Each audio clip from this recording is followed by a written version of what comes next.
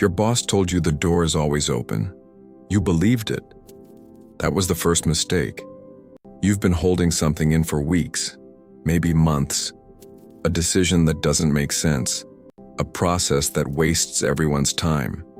A manager 2 levels up who takes credit and distributes blame with surgical precision. You've watched it happen. You've felt it happen to you. And one day you decide, enough. You're going to say something real. You're going to walk through that open door and tell the truth. You prepare. You organize your thoughts. You choose your words carefully. Not aggressive, not emotional, just honest, clear, professional. You sit down. You speak. And something shifts in the room. Subtle, almost imperceptible. But you feel it. Here's what actually happened in that conversation. Not what was said, what was processed. Your boss didn't hear feedback. Your boss heard a signal. And the signal wasn't about the problem you described. The signal was about your loyalty, your alignment, your threat level. That's the first thing you need to understand about organizational systems. They are not truth processing machines. They are stability maintenance machines. Every input gets filtered through one question. Does this help the system stay the way it is? Or does it threaten to change it?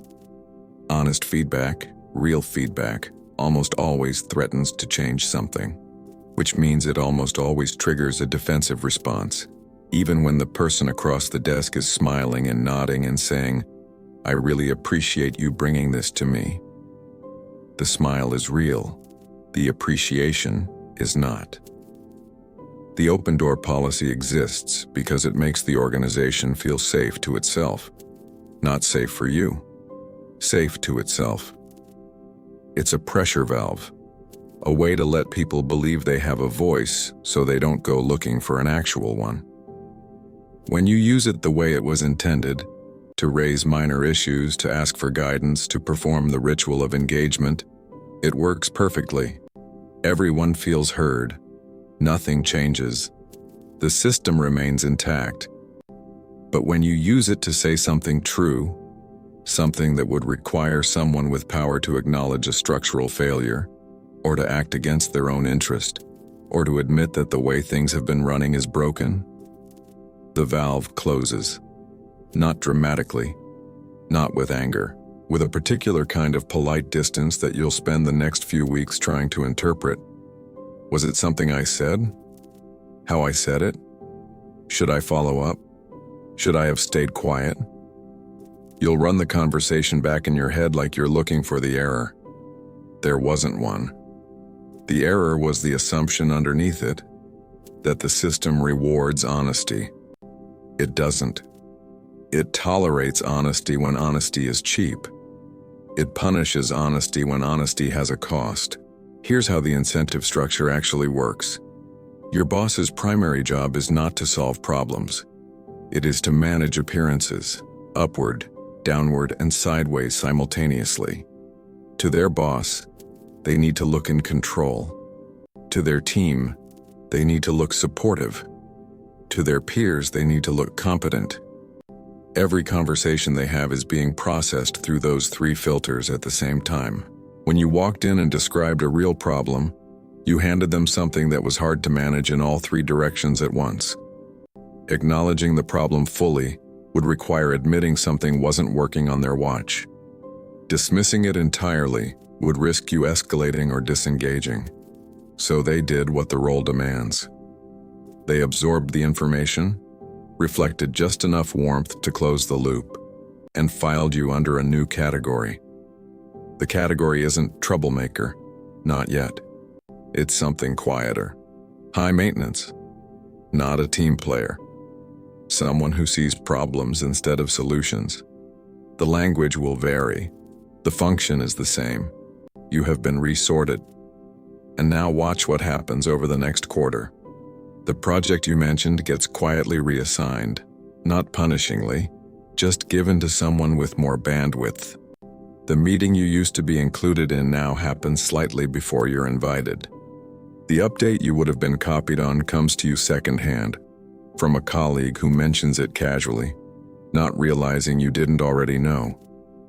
None of it is provable. None of it is dramatic. It just compounds.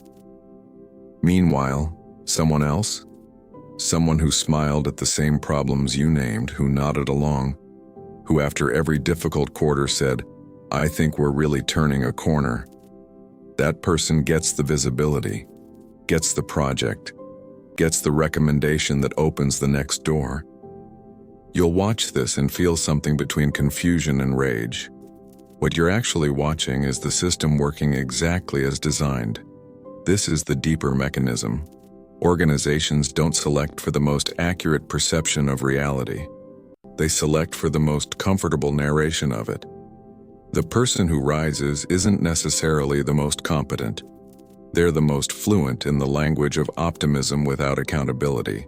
They know how to describe a failure as a learning opportunity, without anyone in the room noticing the distinction has collapsed. They know how to align their visibility with their boss's narrative of success. They're not lying exactly.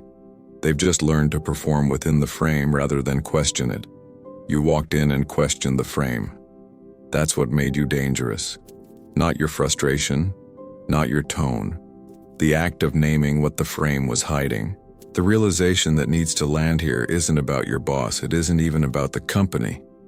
It's about what you were optimizing for. You were optimizing for being right, for clarity, for the satisfaction of saying the real thing in the real room. And those are not worthless things, but they are personal values operating inside a political system. And when personal values collide with political systems without any translation layer, the system doesn't change. The person does. You got honest. The system got useful information about you. That's not cynicism. That's just what the incentives produced. The question isn't whether to have perception. It's whether to deploy it in ways that cost you more than they change.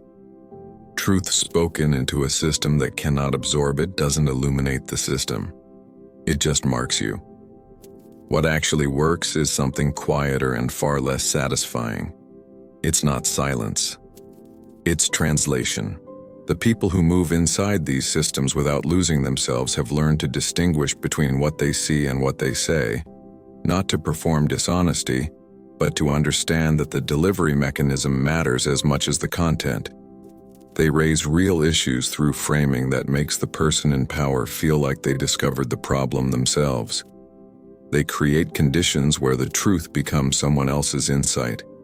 It feels like a compromise. In some ways, it is. But there's a difference between swallowing the truth and learning to move it through channels it can actually survive. One leaves you stagnant and resentful. The other keeps you useful to yourself. There's one last thing to sit with. The open door was never closed. That's the part that's hard to accept. You were invited in. You were heard. The process happened exactly as advertised. And still, nothing changed. And something shifted against you. Because the policy was never about truth. It was about the performance of accessibility. And you took a performance at face value, walked into it with something real, and were surprised when the performance didn't know what to do with it. The door was open. It just didn't lead where you thought. The problem isn't that you told the truth. It's that you told it to someone whose job was to manage the story, not to change it.